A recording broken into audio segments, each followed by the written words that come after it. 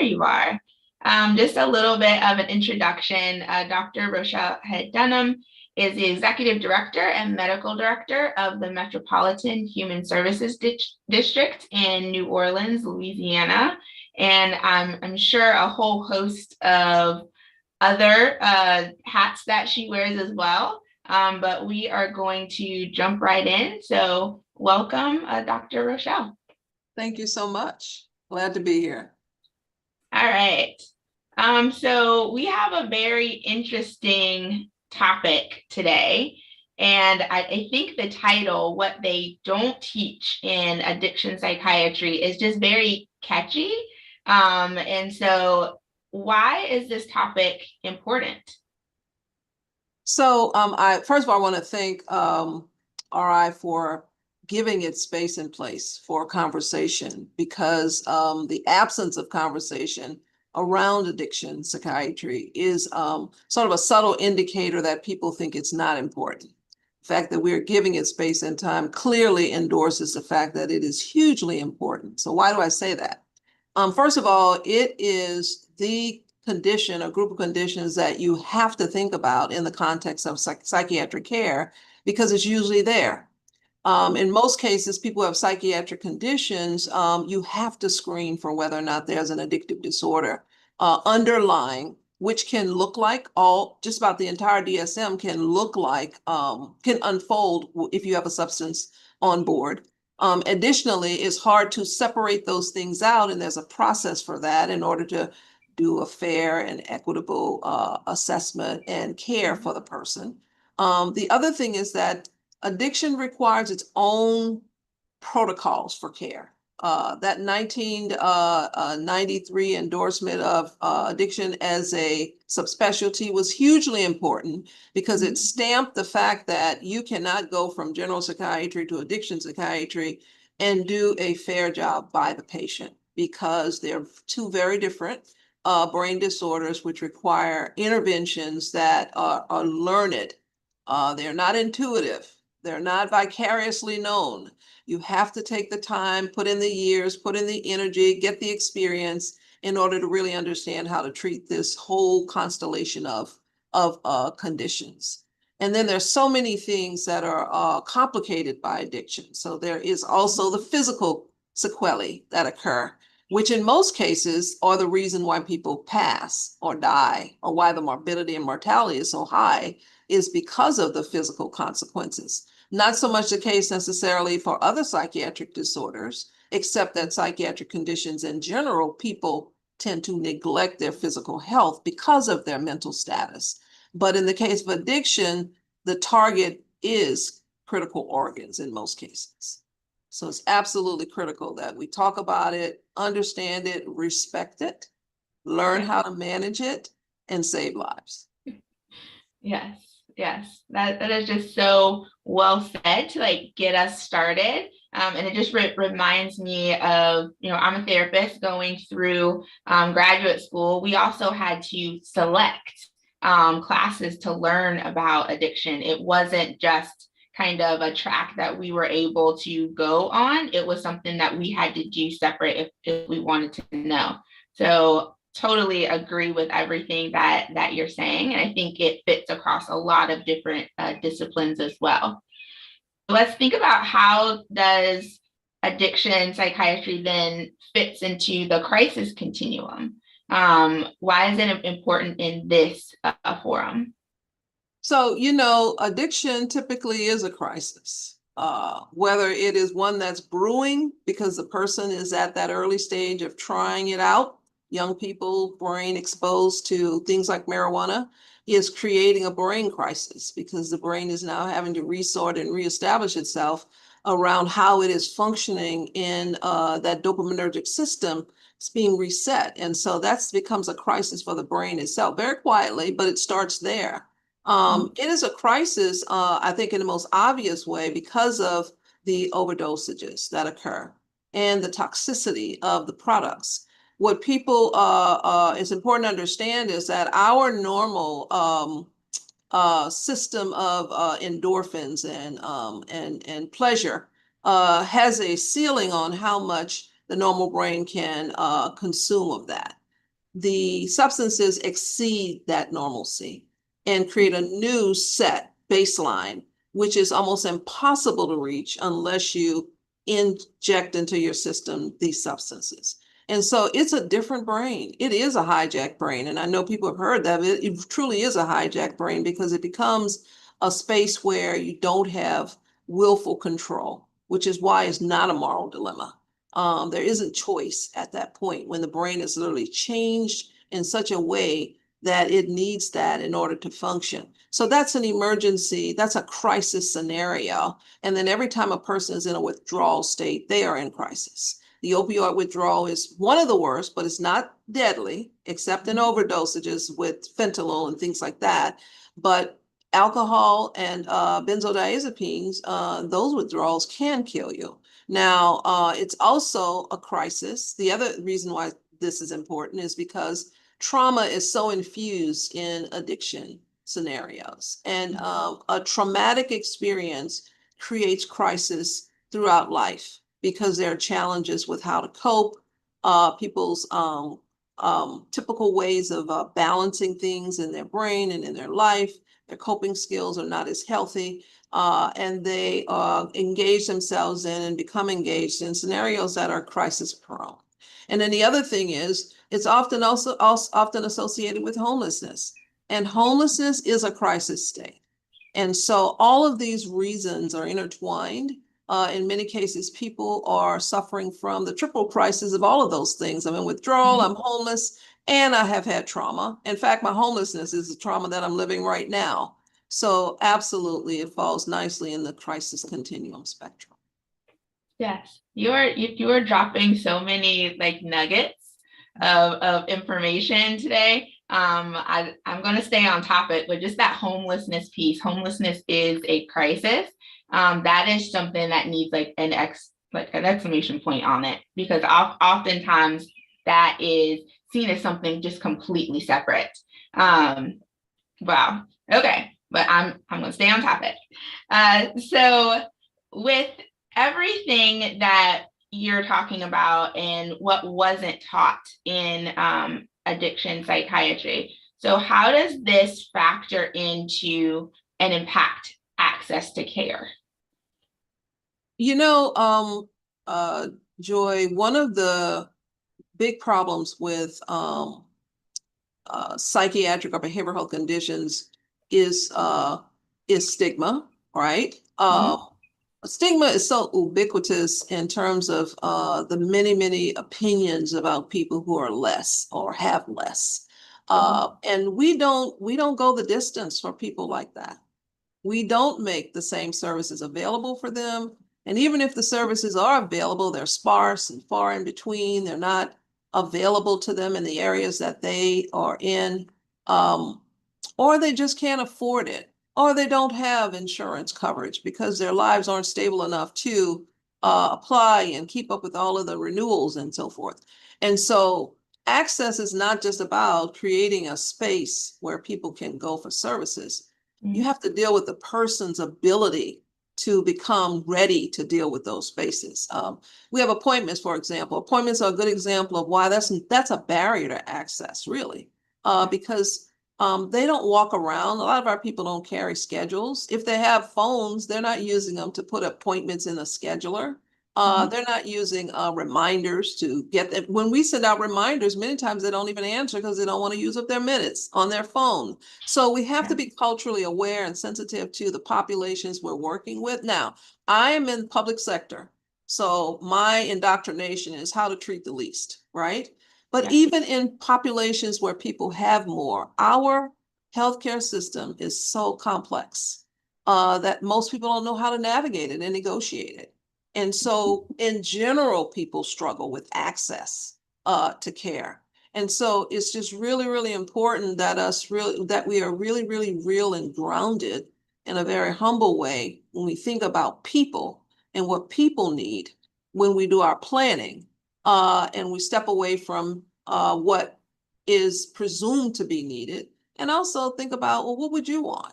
How would you want this to work for you if you were in this situation? So access is absolutely necessary. Our people are not healthcare literate.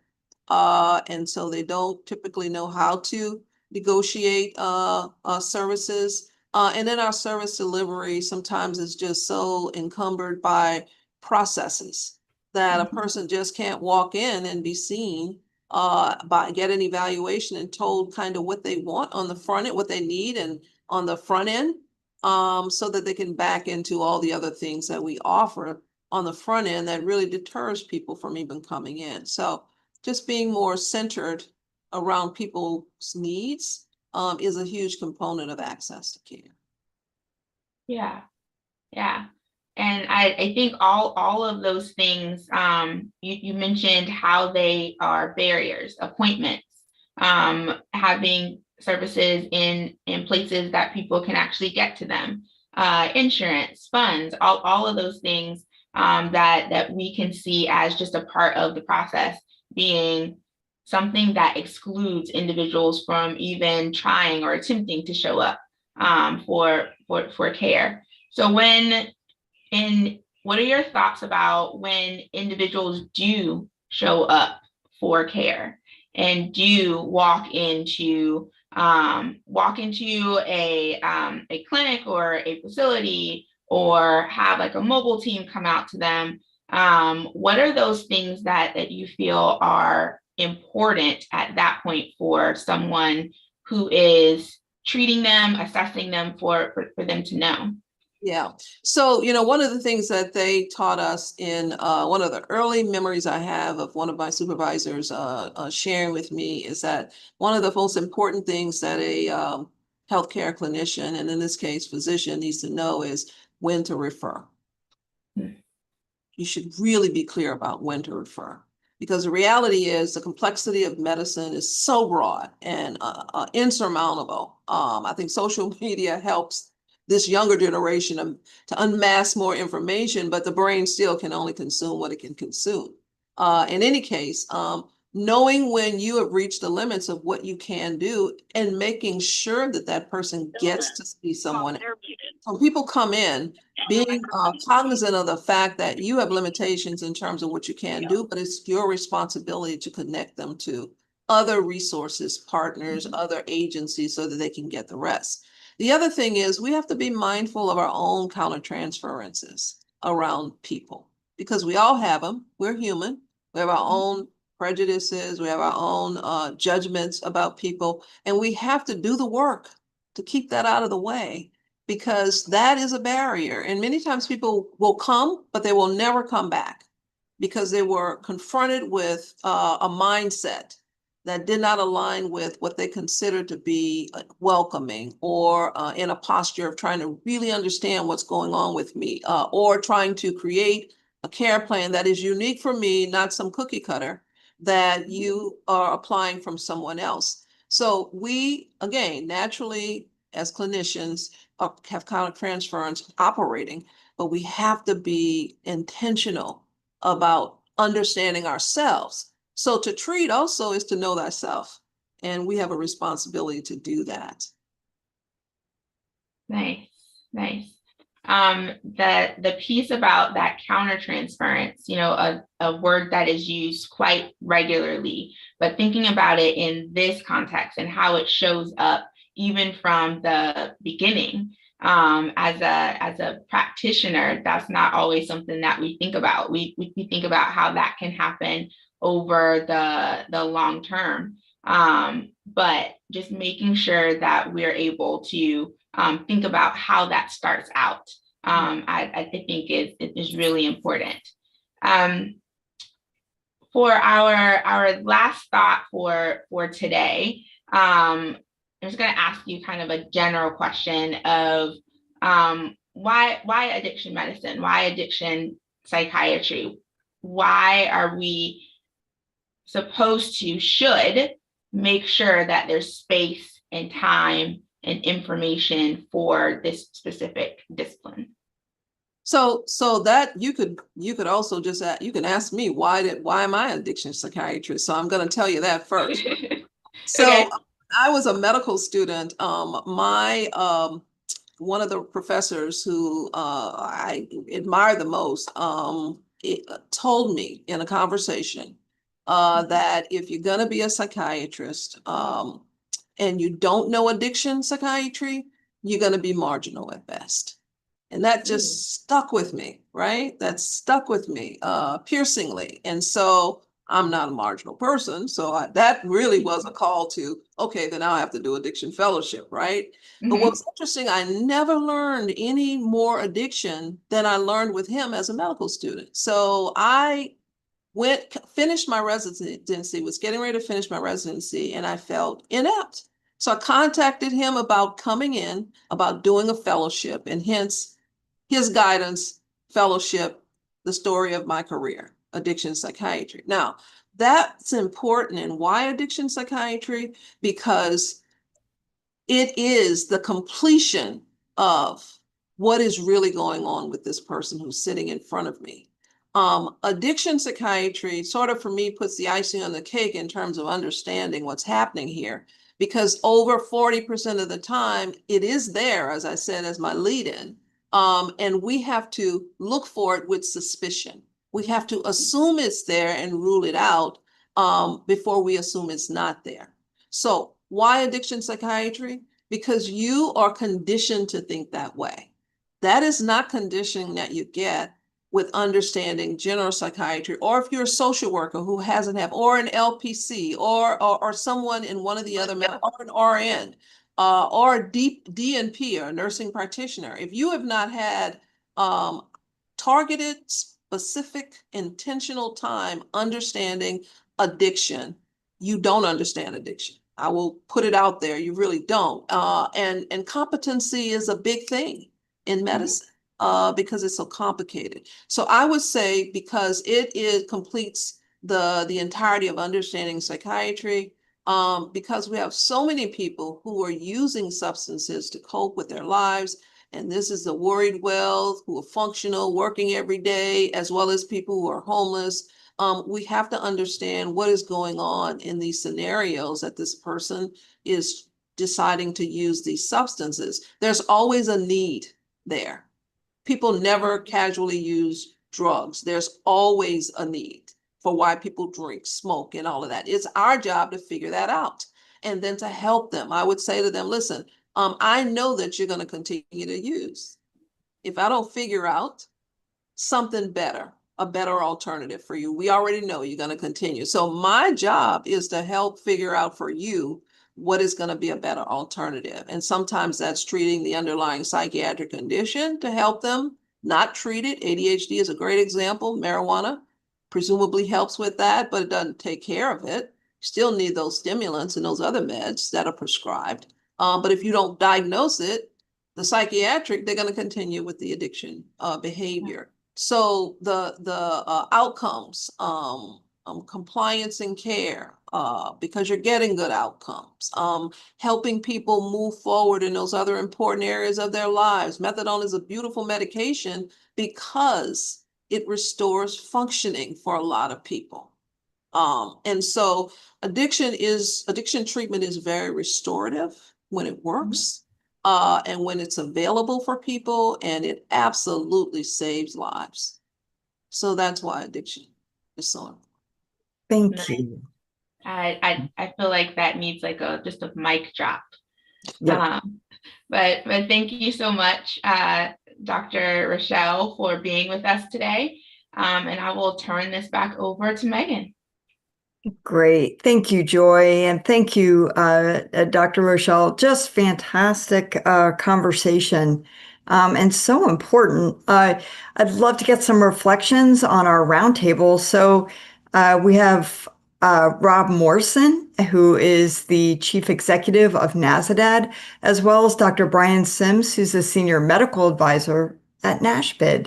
And so Rob Morrison, let's get your thoughts first and your reflections on what you heard.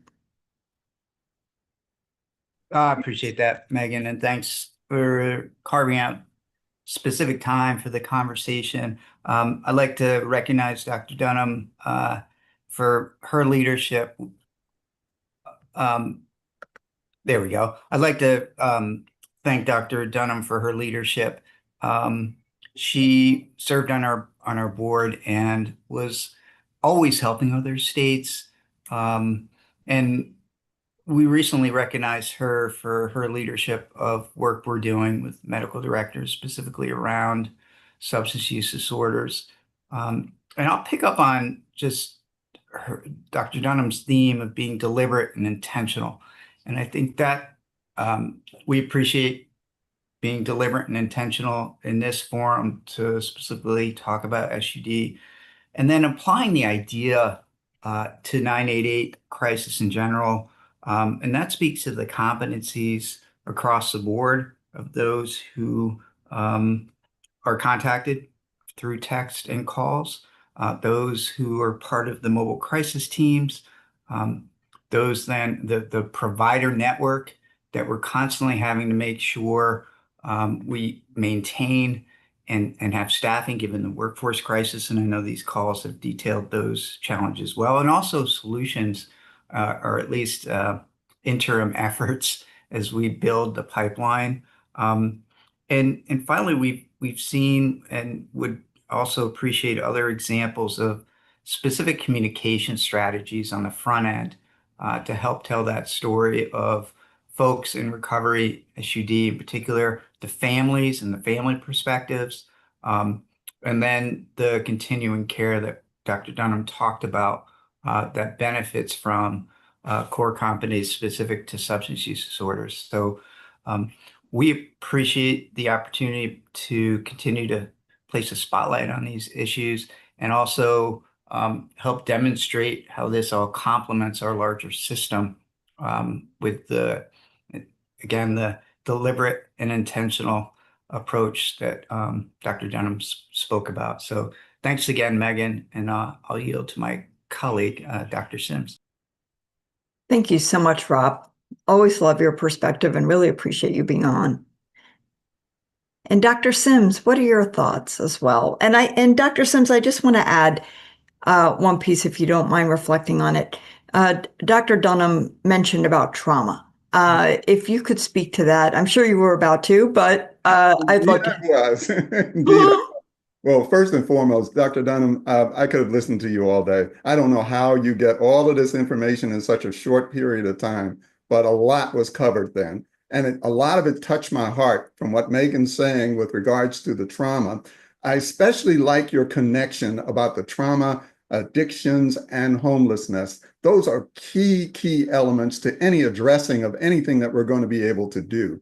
And understanding the pervasiveness of trauma and understanding how addiction is so tied to it, it becomes a key element of discussion. Now, being an old psychiatrist and being around for a few years, one of the things that has always resonated with me has been about trauma-informed care and prevention. And one of the things I just wanted to kind of throw out there is, I guess you would call it a bucket list dream of mine or whatever, but just taking what you're talking about and getting it to resonate amongst everyone is going to a statement that Desmond Tutu had a quote. And he said, there comes a point where we need to stop pulling people out of the river. We need to go upstream instead and find out why they're falling in. And one of the ways to really look at that piece is to go back and look at the healthcare facilities, the nursing facilities, the doctors who are being trained, and insert that addiction psychiatry portion, the understanding of addictions, and give them those tools so that they're better able to do it, and not only do it in a way that expresses their knowledge of it, but also in a trauma-informed fashion, so that they're better equipped to be able to work with the population we have. Because clearly those three items, the trauma, the addictions, the homelessness, these are not things that we are looking at as occurred in the past. These are things that are progressively getting worse as we speak. So it really is very timely that this topic has come up. And I want to thank you again for a wonderful presentation. Megan, I'll turn it back to you. Thank you, Dr. Sims. I always love the roundtable because it just gives that time to deepen and get those perspectives in there. So thank you all for the presentation as well as the reflections. We are now going to shift to the briefing room. And as you know, SAMHSA will not be on because of the government shutdown right now. So we're going to shift to the NASHBID briefing and some NASHBID remarks, and super happy to have Justin Volpe on. Justin is the Senior Peer Support Coordinator at NASHBID. And Justin, just thrilled to see you. Go right ahead. Thanks so much, Megan. I really appreciate you guys inviting me to the show this week. Man, so much great content tonight. To follow up on Dr. Dunham and talk about some of the barriers, right? Where are the barriers in the community where people aren't getting treatment? This is where peer specialists come in.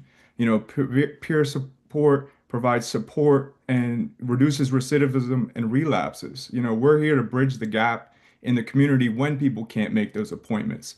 When, I made a comment in the chat, the system is hard enough to navigate as somebody that's not going through crisis or addiction, right? And when we look at people not accessing care in this country that suffer from addiction, they're ending up incarcerated, right? We still have the largest percentage of people incarcerated in this country. And most of people have suffered from trauma and addiction.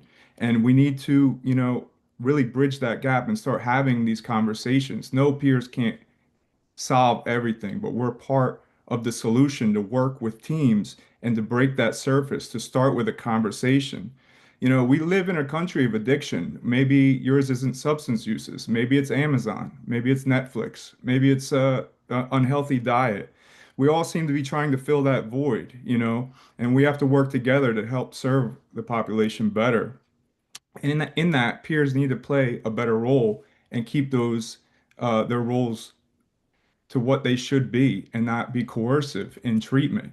We're here to help guide, but ultimately, when somebody's ready to make a decision, they do make that themselves. We can have all the support, have all the things lined up, but that person still has to walk through that door. And we need to make the system easier, like Dr. Sim said, preventably, so people are able to do that and not end up incarcerated in jails or furthermore death. And it's that I put two links in the chat.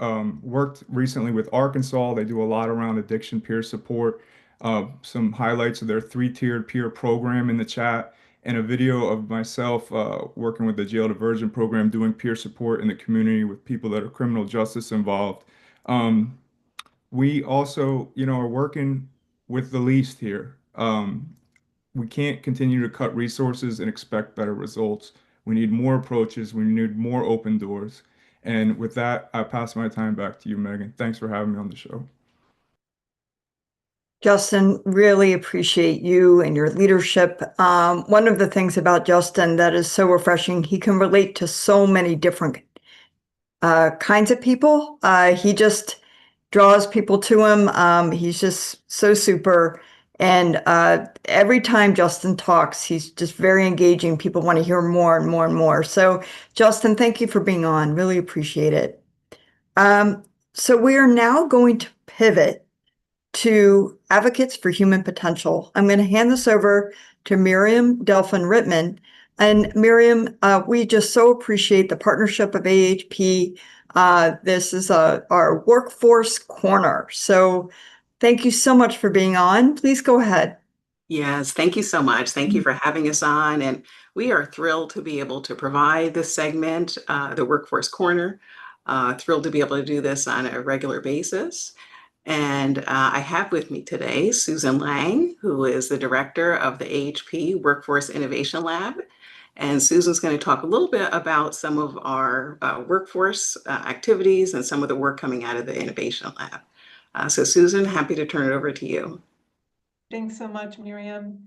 Hi, everyone. I'm really excited to be here. I'm going to talk for a few minutes today about some work that we've been doing with the crisis centers and really dig in around workforce issues. So we know many of you may remember those old Got Milk commercials. Well, in workforce, we say got people, and if you don't, you're not going to be able to get the work done. So that's critical to what we do. I'm going to start with a quote that is from an administrator in a county crisis line in California. And this person really spoke to, not getting big wins in the crisis work, but it's the small wins every day and how important that is. And I'm also, I think what you said, Dr. Sims, really struck me from the quote from Desmond Tutu. Instead of pulling people out of the river, you got to go upstream to figure out what's going on. And in workforce, we've been doing just that and really digging in around the data to understand root cause in terms of where folks are. So next slide. So we use a data-driven approach to understand what's going on in the workforce. We want to do a root cause analysis to see what's driving workforce challenges. So we know within the crisis continuum that retention is an issue. And then when retention is an issue, recruitment can also be an issue. And then making sure that there's an effective pipeline strategy is really, really important to make sure there's a steady flow of workers coming into the system. So we really look at data from multiple angles. So let's go to the next slide. This is the way that we have been digging in to understand what's going on in the workforce. So we start by describing the current continuum workforce. We do environmental scans. So we look at what is happening in the system, where is the literature saying there are trouble spots as the first point of entry. We're looking at workforce demand and shortages and future needs and labor market outcomes to gather some baseline data. We map out career pathways that include both entry points and exit points in the workforce and identify what the key skill gaps are. We often see when we're mapping career pathways, there are many, many entry points and the system is not mapped. So for folks who might be interested in this field, they have no idea where to get started or what the upward trajectory might be for them. So mapping that out and having a clear pathway for folks helps them to better understand what the system is, where they may enter, and what the upward mobility avenues could be for them. Aligned with that is looking at the academic pathways and thinking about through partnerships and programs, what is available to folks to get in, to get credentialed, to get certified, to increase their academic background so they can move within the system. And oftentimes that is not clear either, so that configures into the mapping. And then in the data, we do both quantitative and qualitative analysis. So we conduct key informant interviews to identify gaps in the workforce. We want to hear directly from people who are doing the work of the work to tell us what's going on. We know writ large that burnout is an issue and turnover is an issue, but what might be driving burnout or turnover can be really different county by county or state by state or organization by organization. And so we want to identify what the challenges are so then we can solution against what the root cause problems are rather than having a one-size-fits-all solution. And then with that, we are doing the quantitative analysis too. So we're serving folks as well as doing the key informant interviews and focus groups. The thematic analysis, so here's just some big picture things that from doing this data work that we know are challenging. So sustaining and expanding the crisis services workforce, it's a dual focus, so structural investment and human-centered support, really grounding the work of the work and listening to folks who are doing that work. That came up last week in the session. And then prioritizing staff wellness. Funding is an issue, we know, but we also know that folks will stay within their in their roles and in the system if the work is meaningful. So we will continue doing these workforce corners once a month, and we'll dig into these topics much, much more in the future. Susan, thank you so very much. It's wonderful to have you on. And I'm going to turn this over to Kristen Ellis. Thanks so much, Megan. And thanks to Rochelle and Joy for that awesome fireside chat. Took me right back to my practicum days where I learned more about people when I was working with people than any classroom could ever teach me. Again, thanks to one of our headliners, AHP, for keeping this jam stage lit. If you want to be a sponsor, please reach out to us. Next week, we have Dr. Kelly Posner about Columbia protocols in crisis care. In 2 weeks, we have Dr. Stephen Schuler on mental health apps and AI. We're really grateful for all of you joining us today. So we want you to tune in, log on, and you can join the movement. And we will see you all next week.